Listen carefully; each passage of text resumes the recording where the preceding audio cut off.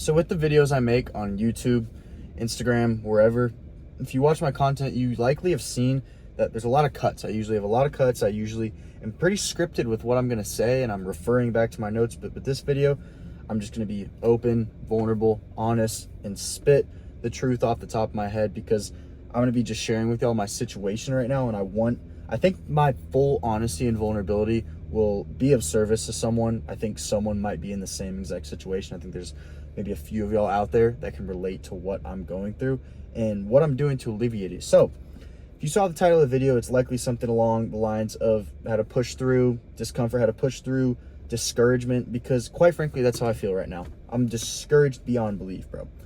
It's been about 2 months. I've been on this social media journey, and I know it sounds crazy for 2 months, but I've seen slim to none success. Slim to none success. And if you asked me 2 months ago where I thought I'd be right now, it wouldn't be right here.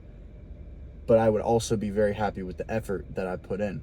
So there's a couple things to dissect with that. First off, 2 months. When I sit here and say that, it's like, all right, I've been at it for 2 months. Of course I have more work to put in. That's not what I'm saying here. But what I am saying is that when you go on a journey like this, specifically with social media, it might be the gym for you, it might be your faith, whatever, you're going to face discouragement like I am right now. And that's how you know you're at the point where you need to keep going. So for instance, I'll think about my journey with the gym. There was a lot of points where I saw myself, I remember so vividly, dude, so vividly. So with my lifting journey, I got in the gym. I was extremely skinny fat, honestly, because I was playing basketball, was super skinny then, and then stopped playing basketball. So I got a little skinny fat, put on some tub, and started going to the gym. And I was like, oh, what's this bulking thing?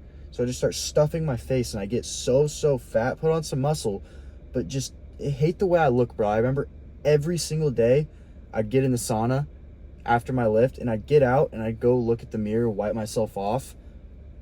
Bro, I remember I would get there, I'd look at myself in the mirror, and obviously it was the same every single day with the way that I looked. And I just remember being so discouraged. I was like, how am I ever going to get to where I want to go?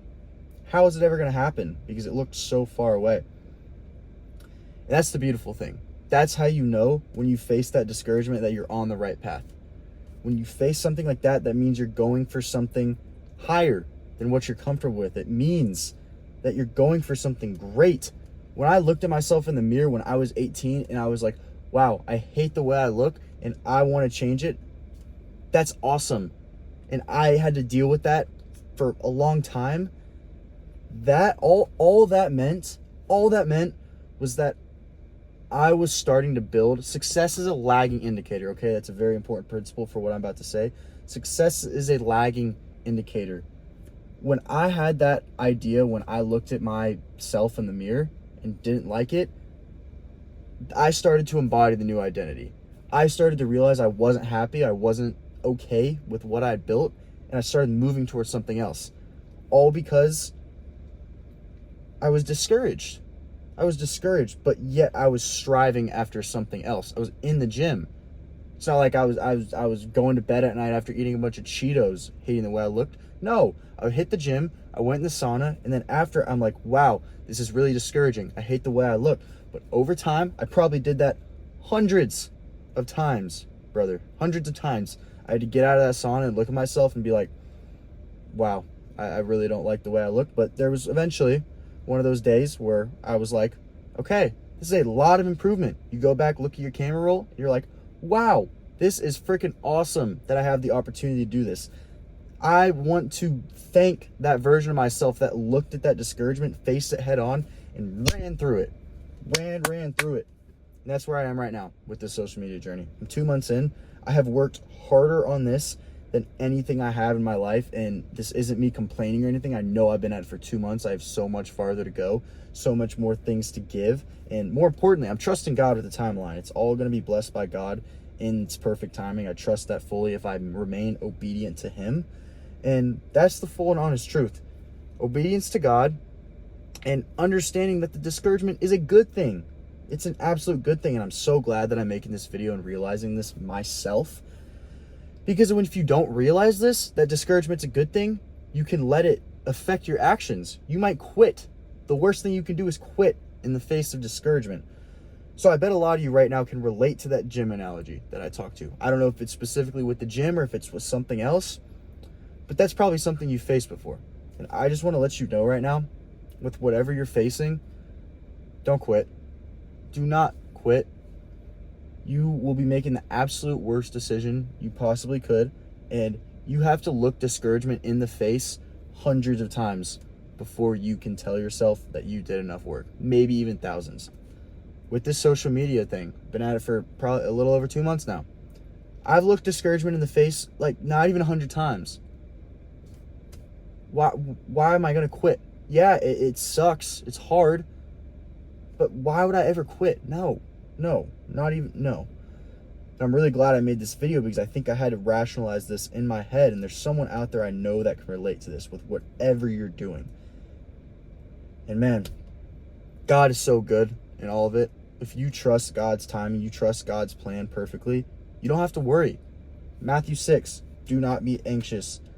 Do not think about what you have to eat, drink, what clothes you're going to put on your back. That's what Jesus is telling them. Obviously, our food supply is very different than what they had then. That's a verse that gets taken out of context a lot, the concept of diet, but separate topic. But do not be anxious. If you put his kingdom first, all these things will be added unto you. Now, I want you to put that in your situation. The gym, your career, your future family, your current family, your social circles, whatever, do not be anxious. Put the kingdom first, and all these things will be added unto you. It's something I'm glad I'm saying it right now because I need to rationalize it better. I get anxious. Okay, I get anxious about the future. I try and be as ambitious as possible, which is a good thing. But I get anxious. I want more for my future. I want to be the greatest version of myself, the most disciplined version of myself, and take back my birthright of discipline, of health from this world. I want to do that 100%. But I get anxious about it, which isn't the right way to go about it. You need to be ambitious, but not anxious. Those two cannot go together, and they often do. They often find each other so closely tied together, and that's in the point where I am right now. But me and you watching this video, I hope we could take this as a moment. Specifically, mine is financially, respectfully. It sounds horrible to say, but I get anxious financially about what I'm going to do in the future because, quite frankly, I'll be fully honest with y'all. I'm in college. I'm going into a new major, and I hate school. I despise it. Almost everybody in my life knows that I hate school. I see no purpose in it. I haven't seen a purpose in it for what I want to do since I was 14 years old, and I'm still in it, but I haven't done anything to prove that I can get out of it. I haven't. And that's what this is here for. That's why I'm doing social media. I'm trying to build my coaching business. I'm trying to make this work because I don't want to be in school because I hate it. I find no fulfillment, no purpose in it, and I don't like living that life. It's a means to an end right now. Man, just trusting God in it and putting the work in. But like I was saying earlier, I just find myself very financially anxious because I want to be financially free, but I don't want it to have to come on the ends of school, going to work in a job that I hate. That's my biggest fear. Absolute biggest fear is not making something like this coaching business where I'm helping people. I'm using my God-given gifts to go help other people. My biggest fear is finding myself 5, 10, 15, 20 years down the road, not utilizing them. My biggest fear is me sitting at a desk job, working for someone else, not because I'm making someone else money, but strictly because I know that God gave me so much potential, and God gave you potential, whoever's behind this screen right now. God gave you potential beyond your wildest imaginations. You can move mountains with him if you're led by the Spirit.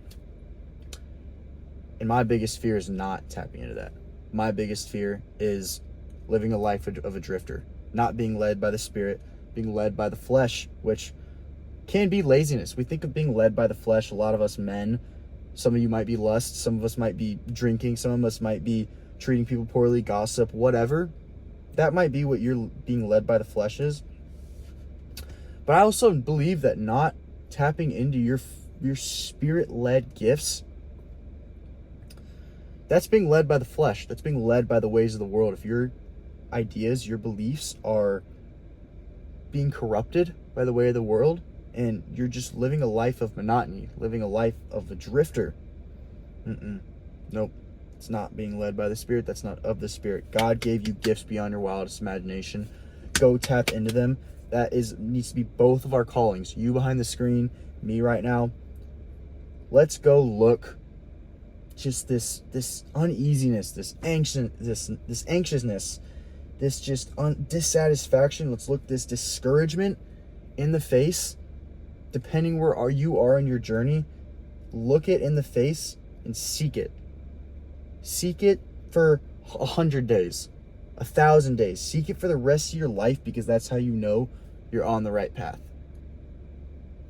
Thank you so much for watching, brother. If you have any questions about what I had to say, anything with your situation, my DMs on Instagram are always open. Send me one over there. Go check out my content over there if you enjoyed this. I think there's a lot of value to provide over there. Y'all have a great rest of your day. God bless.